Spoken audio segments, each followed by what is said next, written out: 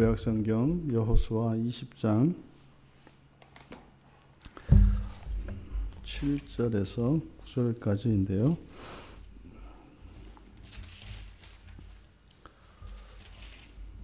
7절만 같이 읽겠습니다.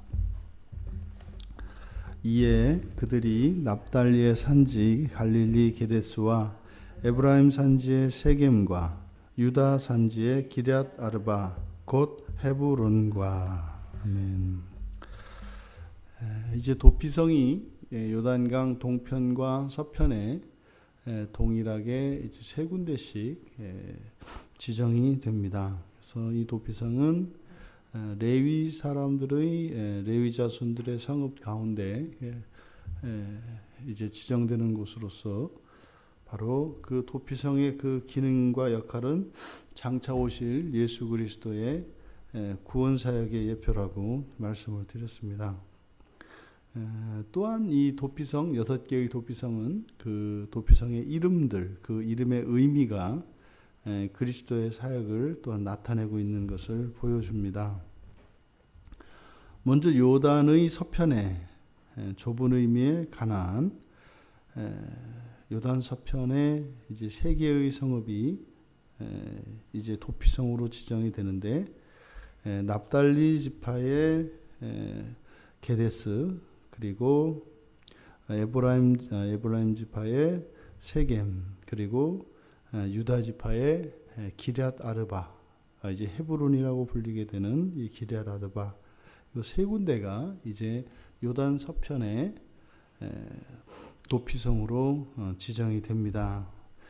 첫 번째 이 게데스라고 하는 이 말은 그대로 그 문자적인 의미는 거룩한 땅, 거룩한 곳, 이런 의미입니다. 거룩한 곳. 근데 지금 도피성에 깃들이는 것은 살인을 저지른 사람들이죠. 살인을 저지른 사람들은 죄에 더럽혀진 사람이고, 그것이 고의적인 살인이 아니라 부지 중에 미고의적으로 일어난 것이라 할지라도 어쨌든 율법을 범한 것이기 때문에 부정한 사람들임에 틀림이 없습니다. 그런데 도피성으로 지정된 첫 번째 성읍이 게데스예요. 거룩한 곳이라는 뜻이죠. 그러니까 우리들이 생각하기에는 이제 거룩한 곳에는 거룩한 사람, 거룩한 것이 담겨야 맞는데, 죄로 더럽혀진 이 살인을 하고 그 피해 보복자들의 복수가 두려워 피신해야 되는 이들이 머물 그 성읍으로 거룩한 곳으로 지정을 합니다. 그러니까 사실 이 도피성의 이름 안에서도 정결과 그 불결의 원리를 우리가 알 수 있는 거죠. 만약에 이 살인자들에 의해서 거룩한 곳이 더럽혀진다면, 그렇게 거룩한 곳이라고 하는 이름을 가지고 있는 그곳에 도피성이 마련되지 않았을 겁니다. 그러니까 거룩한 그곳 게데스에 이제 죄를 지은 이 도피자, 도망자들이 그 성읍에 들면 그들의 불결이 정화되어지고 씻겨지는 거죠. 이것이 게데스에 담겨져 있는 의미입니다.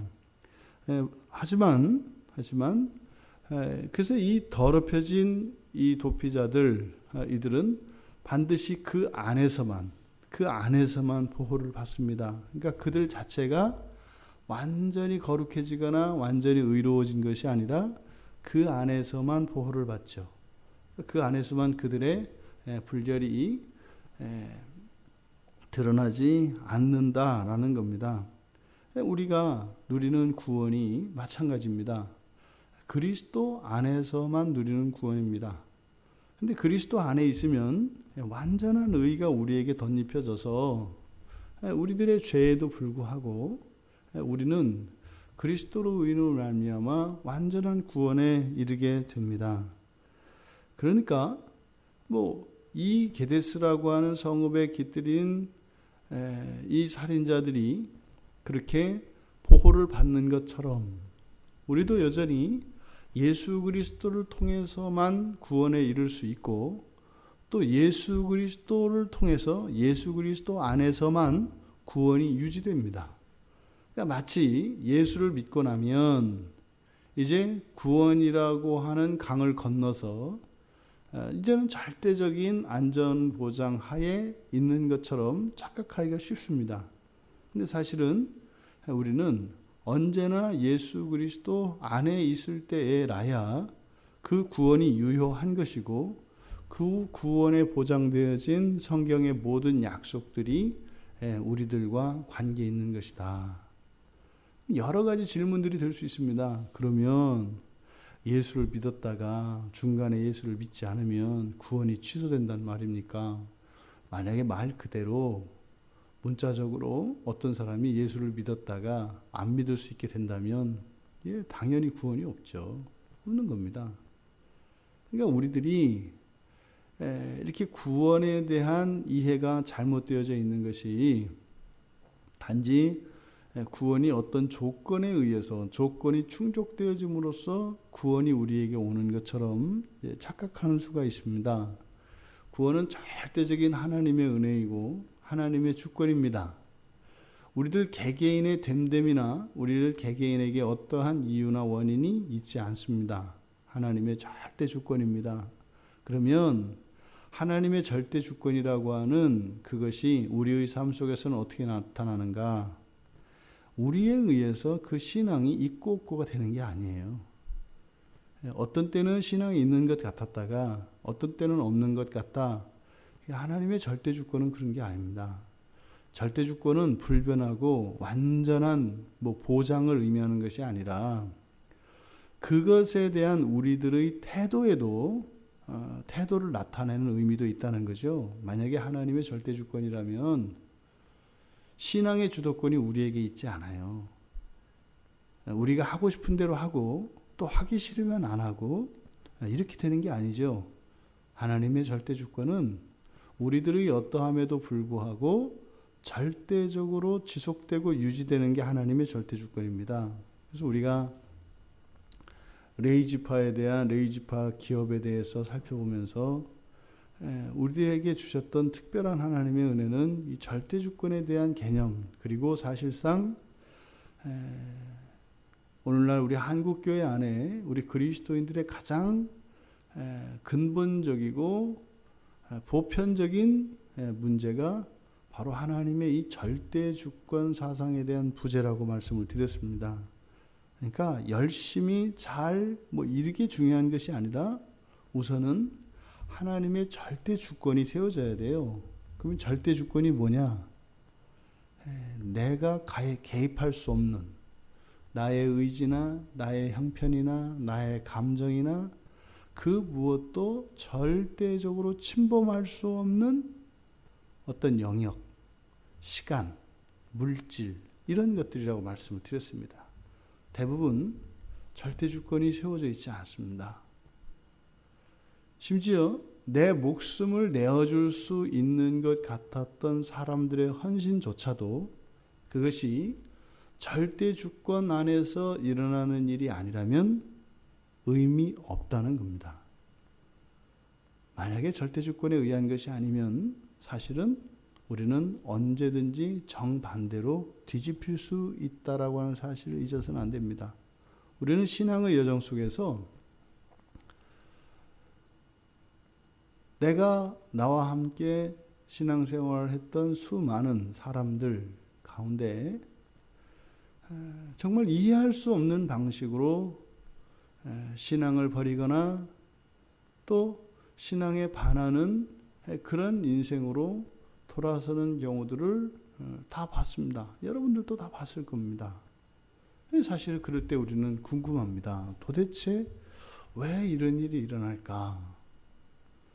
사실 그 원인은 다른 어떤 이러저러한 그 환경과 또 그때의 주변 상황에 의해서 그런 일이 일어나는 것이 아니라 절대 주권이 무엇인지 모르고 절대 주권 의식이 우리 안에 세워지지 않으면 그렇게 말도 안 되는 돌변하는 상황이 일어날 수 있다는 겁니다.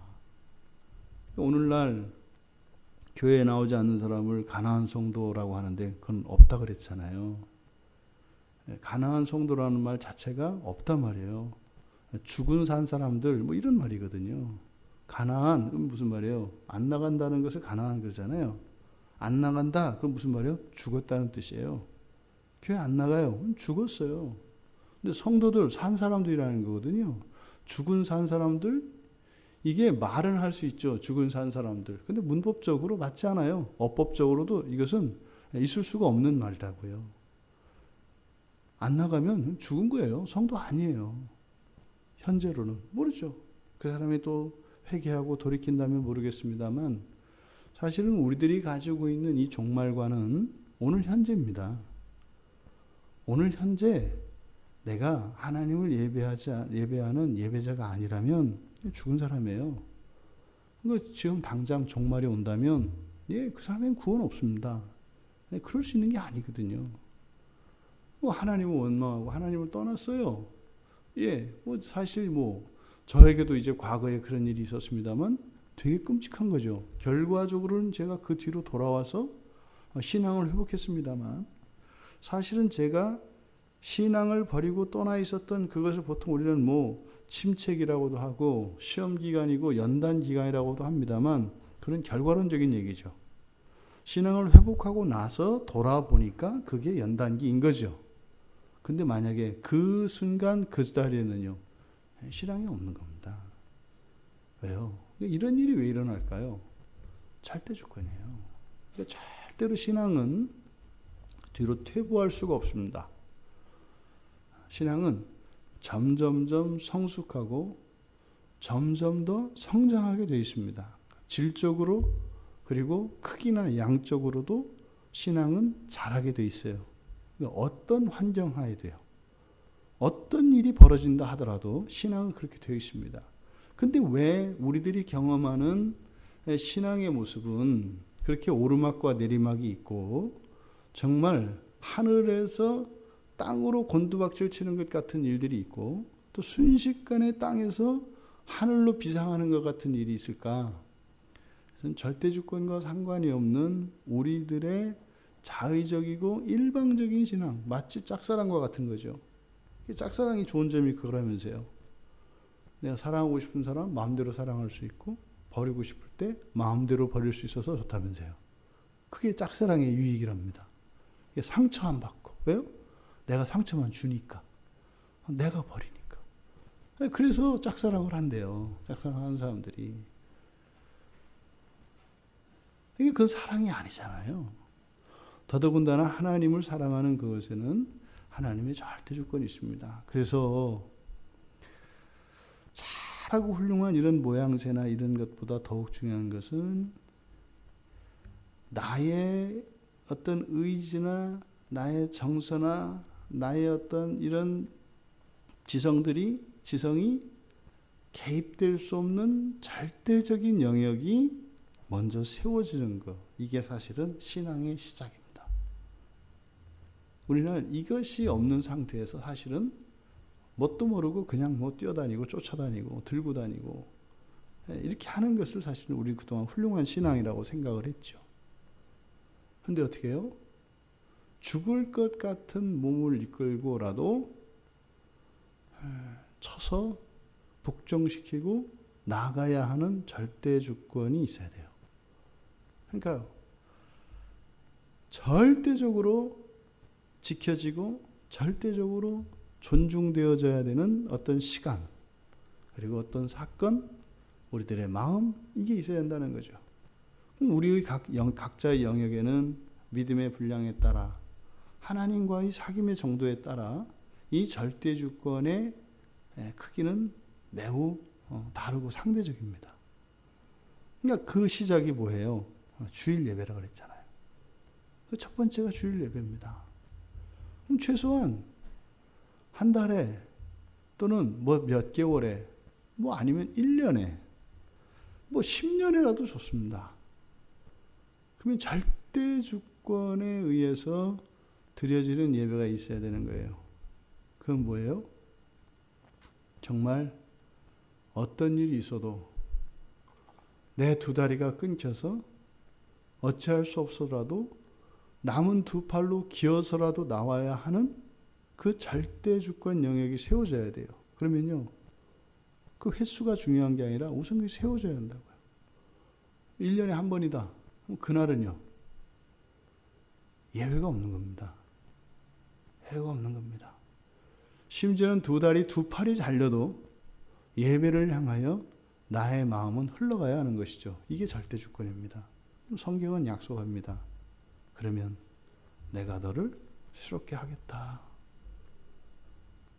바로 우리 안에, 우리의 이 마음 안에 그 하나님의 절대 주권이 세워지면 바로 그것이 어느 정도냐에 따라서 상관없이 그 절대 주권 영역으로부터 우리 안에 본질적인 변화가 일어나기 시작합니다. 이것은 나의 능력과 나의 한계를 뛰어넘는 초자연적인 하나님의 재창조의 일이 시작되는 거예요. 그래서 우리가 가장 먼저 해야 되는 것이 절대 주권 영역을 우리가 세우는 겁니다. 이게 우리가 그동안 이게 빠졌던 거예요. 순서가 바뀐 거예요. 그러니까 하나님의 절대 주권을 인정하지 않는 사람에게서 보여지는 열심과 신앙의 행태들은 그것은 그냥 우상을 섬기는 것과 다르지 않아요. 우상을 섬기는 것과 하나님을 섬기는 것 사이의 차이가 뭘까요? 우상을 섬기는 것은 내 마음이 바뀌면 언제든지 변할 수 있다는 거예요. 근데요, 기독교에서 하나님의 절대 주권을 인정하는 것은 절대로 바뀌지 않는 겁니다. 그것이 어떤 사람에게는 목숨을 내어 던지는 순교의 일들까지 감당할 수 있게 하는 거예요. 순교 감당하는 사람이 두렵지 않고 아프지 않고 그럴까요? 천만에요. 그것은 내가 믿음이 출중하기 때문에, 죽음도 두려워하지 않는 무엇 때문에 아닙니다. 예, 그런 은혜를 주시죠. 분명히 주십니다. 죽음을 극복할 수 있는 은혜를 주십니다. 근데 그게 있기 때문에 그렇게 하는 게 아니죠. 무엇이요? 절대 주권 때문에 그 죽음의 자리에서도 내가 발을 뺄 수가 없는 거예요.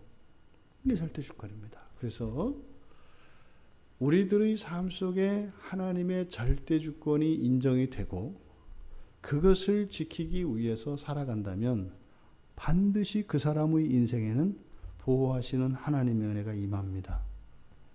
그러면 그 사람이 어떠한 신분이건 과거의 삶이 어떠했건 현재 그 사람이 처해 있는 상황이 어떠하건 하나님께서 바꾸십니다. 이것이 하나님의 절대 주권입니다. 절대 주권은 우리의 의지를 굴복시키고 우리의 자유를 구속하는 노예적인 것을 의미하지 않습니다. 우리의 자유로 하나님의 절대 주권을 인정할 수 있는 것이지, 자유 없는 사람에게는 하나님의 절대 주권을 인정할 수가 없습니다. 그러니까 그 자유는요, 거듭난 사람에게만 가능해요. 거듭난 사람에게만 내 마음대로 하지 않을 수 있는 자유가 주어져요. 근데 거듭나지 않은 사람은 진정한 내 마음대로 할 수 없습니다. 내 감정에 끌리고 상황에 끌려서 노예처럼 살아갈 수밖에 없어요.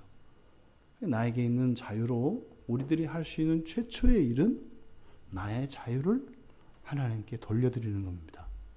이것이 우리들에게 주신 자유를 선물로 받은 그 자유를 가지고 할 수 있는 최초의 일이 절대 주권이어야 한다. 그러면요, 더 큰 자유가 주어집니다. 그러면 그것을 하나님께 절대 주권으로 돌려드리죠. 그러면 더 큰 자유가 생깁니다. 끊임없이 자유가 드러납니다. 그런데 하나님이 주신 자유를 가지고 나의 정욕과 나의 마음을, 나를 기쁘게 하게 되면 점점 자유를 잃어버리게 됩니다. 그래서 우리들이 사실은 우리들 스스로 우리에게 주어진 자유를 하나님께 돌려드리는 이런 과정, 이것이 성화의 과정이죠. 이거 사실은 우리가 인생을 봐도 압니다. 어른이 되고 결혼을 해서 자녀를 낳으면 마음대로 할 수 있잖아요. 그런데요, 마음대로 하지 않는다고요. 청소년기에는 내 마음대로 하던 사람들이 결혼을 해서 자녀를 낳고 나면 내 마음대로 하지 않아요. 이거는 구속당하는 게 아니죠. 이거는 진정한 그 자유의 기쁨과 영광이죠. 누군가를 위해서 나의 그런 즐거움과 나의 행복까지도 희생하는 것은 결코 그것은 손해거나 희생이 아니죠. 왜요?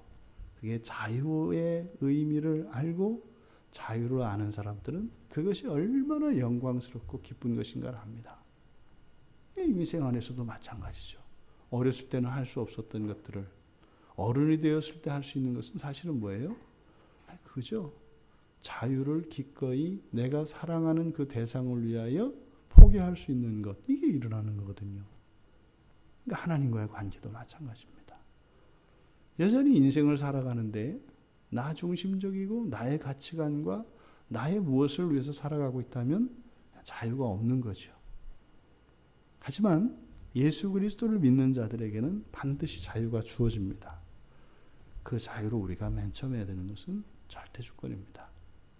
그랬을 때 바로 이 거룩한 곳에 깃들여지는 죄인과 같은 효과가 일어난다는 거죠. 그리고 절대 주권을 인정하는 사람만이 이 성을 벗어나지 않습니다. 이 성을 벗어나는 순간 피해 보복자들이 칼을 품고 기다리고 있습니다.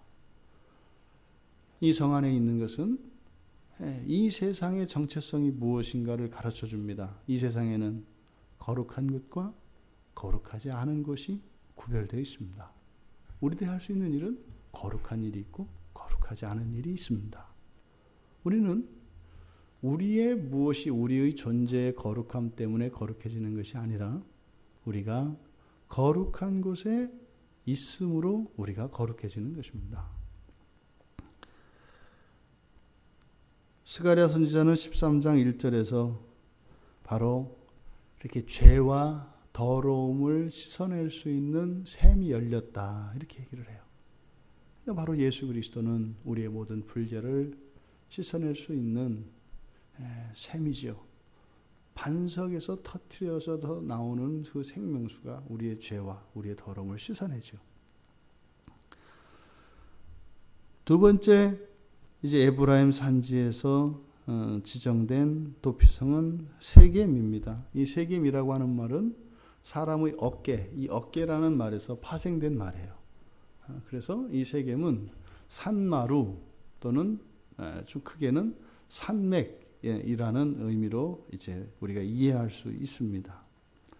세겜은 성경에서 굉장히 특별한 곳이죠. 아브라함이 이제 75세에 하란을 떠나서 가나안 땅에 들어가서 여호와 하나님을 처음으로 만난 곳입니다. 그리고 바로 여호와 하나님께서 약속하셨던 땅이 바로 이 가나안 땅이라는 것을 알게 된 게 이 세겜이라는 곳이에요. 어딘지도 모르고 떠나지 않습니까? 내가 지시할 그곳으로, 그 지시할 그곳이 어딘지 모른단 말이죠. 근데 가나안에 들어가서 이 세겜에서 여호와 하나님께서 아브라함에게 나타나서 바로 그곳, 그 가나안 땅이 여호와 하나님께서 약속하신 그 땅이라는 것을 가르쳐 주십니다. 그때 거기서 제단을 쌓죠. 마치 등산하는 사람이 올라가는 최종적인 목적지는 맨 꼭대기죠. 이 세겜이라고 하는 곳이 산 정상, 산맥이라고 말씀을 드렸잖아요. 산 등성이라고 하는 것은 산의 가장 높은 곳이죠. 그러니까 이 세겜이 사실은 아브라함이 믿음을 가지고 여행해야 되는 최종적인 종착지라고 하는 의미가 있는 거죠. 바로 여기가 하나님이 지시한 땅이라는 것을 알게 되었기 때문에 말입니다. 또 야곱이 밧단 아람에서 돌아와서 장막을 치고 제단을 엘 엘로에 이스라엘이라고 하는 그 제단을 쌓았던 곳, 그것이 또 이 세겜 땅입니다. 그리고 또 요셉이 그 애굽으로 팔려가기 전에 그 형들이 양을 치고 있던 곳, 거기가 또 이 세겜 땅입니다. 그러니까 이스라엘의 그 구속사에서 굉장히 중요한 의미를 가진 곳이 이 세겜입니다. 세겜에서 하나님을 만납니다. 그런데 또 세겜에서 요셉은 형들에게 배반을 당하고 팔려가기도 합니다. 이 도피성이라고 하는 것이 사실은 생사가 나뉘는 곳이에요. 도피성 안에 그 안에 표하고 있습니다만 그저 도피성에 피해 있으면 영원히 사는 게 아니죠. 그죠? 재판받을 때까지라고 했잖아요. 또 재판에서 이 사람이 더 이상 도피성에 있을 수 없다. 그러면 내침을 받습니다. 그래서 도피성은 그냥 영원한 안식처 이게 아니에요. 그리고 임시의 거처죠. 이것은 임시의 거처입니다. 제단을 쌓았습니다만 그곳이 이제 하나님과 영원히 함께 있는 것은 아니에요. 일시적으로 있는 것이죠.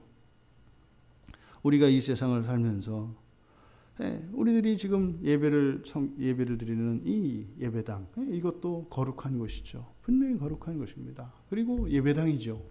하지만 여기는 영원한 예배당이 아니죠. 지나가는 것이죠. 일시적인 것이죠. 그래서 이 세겜이 가지고 있는 그런 이중적인 의미. 그래서 이 어깨라고 하는 의미가 누가복음 15장 5절에서처럼 잃었던 어린 양이 목자의 어깨 위에서 안식하고 쉽니다. 그래서 이 어깨라고 하는 이 의미가 바로 안식과 쉼의 의미가 있어요. 왜요? 고단한 오르막의 끝이고 또 여기는 주님의 어깨를 상징하기 때문에 그래서 이곳에서는 안식과 쉼이 있는 하지만 그곳에서 또 버림을 받을 수도 있는 이런 의미가 세겜에 들어 있습니다. 그래서 예수님께서 수고하고 무거운 짐진 자들아 다 내게로 오라 이렇게 말씀을 하잖아요. 산등성이를 짐을 지고 올라가는 그들에게 산 정상에 산나루에 계신 예수님께서 예수님께 오라고 하셨을 때 그 예수님께 다다르는 것은 짐 지고 더 높이 올라오라 이런 뜻이 아니죠. 주님께로 오라는 거죠. 그랬을 때 거기가 정상이라는 것이죠. 그래서 예수님이 우리들의 정상일 때 우리는 비로소 쉴 수가 있는 겁니다. 예수님이 정상이죠. 그런데 우리가 예수님이 아닌 다른 것을 우리가 목표로 삼고 그것이 마치 정상인 것으로 착각하고 갈 때는 거기는 없어요. 끝이 없는 길이죠. 세 번째로 이제 헤브론, 과거에 기럇 아르바라고 불리는 헤브론입니다. 기럇 아르바는 아르바의 성읍이라는 의미고 헤브론이 가지고 있는 의미는 연합 또는 친목 이런 의미입니다. 물론 여기에 마법이라는 의미도 있어요. 이 헤브론이. 그런데 이 헤브론이 가지고 있는 연합, 친목이라는 이 의미 이것이 보다 이 성읍, 도피성의 성격을 잘 나타내는 이름인 것 같습니다. 그러니까 이 헤브론에서 이런 도피자들이 비로소 두려움과 그 외로움에서 벗어나 함께 거주할 기회를 얻게 됩니다. 이곳에서 어느 곳에서도 이 도피자들은 안식을 취할 수가 없죠. 도망해야 되죠. 누구와 함께 교제하고 한 자리에 거주할 수 없죠. 바로 그리스도는 우리들의 영혼이 우리들의 삶이 이렇게 서로 사랑하고 친밀한 교제를 나눌 수 있는 유일한 안식처인 것입니다. 요한복음 17장 21절에서 바로 예수 그리스도께서 그들도 다 하나가 되어 우리 안에 있게 하자. 그들도 다 하나가 되어 우리 안에 있게 하자. 이게 무슨 말이에요? 죄인된 그들이 하나님과 함께하는 완전한 친밀한 교제를 나눌 수 있는 것을 예수님께서 기도하십니다. 바로 이 헤브론이 의미하는 것이 그겁니다. 그것은 그들의 어떠함에도 불구하고 완전한 친목과 교제를 나눌 수 있는 곳, 죄인들임에도 불구하고 바로 그렇게 완전한 사랑의 교제를 나눌 수 있는 것이 바로 도피성이라고 하는 의미를 갖습니다. 요단강 서편에 있는 가나안 땅에 있는 세 군데의 도피성의 이름을 우리가 살펴보았습니다. 이 이름에 담겨 있는 그 의미들, 그것은 사실상 오늘날 우리들이 주님 오실 때까지 깃들이고 있어야 할 교회 그리고 그리스도의 구원의 사역의 의미들을 더욱 분명하게 드러냅니다. 우리들은 지나가는 사실은 여정 중에 있는 사람들이죠. 완전한 그 하나님 나라를 향하여 나아가는 순례객들입니다. 하지만 우리들이 있는 이곳은 거룩한 곳입니다. 또 우리들은 살인자들임에도 불구하고 완전한 친밀함과 친교를 누릴 수 있는 사람들입니다. 이것이 이 지상교회를 살아가는 그리스도인들의 삶인 것이죠. 이것은 오직 하나님의 절대주권을 인정하는 사람들에게만 가능합니다. 우리가 하나님의 절대주권을 인정하지 못할 때 이런 이 가나안 서편에 있는 이 도피성들의 이름이 가지고 있는 그 의미들이 우리들에게 사라지게 됩니다. 오늘 하루 이렇게 정말 우리를 구원하신 예수 그리스도, 우리가 믿는 우리들의 신앙 안에서 또 정말 불완전한 어떤 사단으로부터 또 피해 보복자들로부터 보복당할 수밖에 없는 그런 긴장 속에서 살아갈 수밖에 없는 이런 인생 속에서 참다운 도피성 되시는 우리 주 예수 그리스도의 그 구원의 은혜를 누리며 만끽하며 살아가는 오늘 하루 되기를 주님의 이름으로 축원합니다. 하나님 아버지, 가나안 땅에 세워진 요단강 서편의 도피성들의 이름을 통하여 저희들의 신앙과 저희들의 구원이 어떠한 것인지, 또한 중요한 신앙의 원리가 무엇인지 저희들이 함께 나누었습니다. 오직 하나님 말씀을 따라 저희들의 인생과 신앙을 가질 수 있도록 도와주셔서 성경에서 성경을 통하여 약속하신 하나님의 구원의 성취를 맛보며 누리며 살아가는 저희들 모두 되게 하옵소서.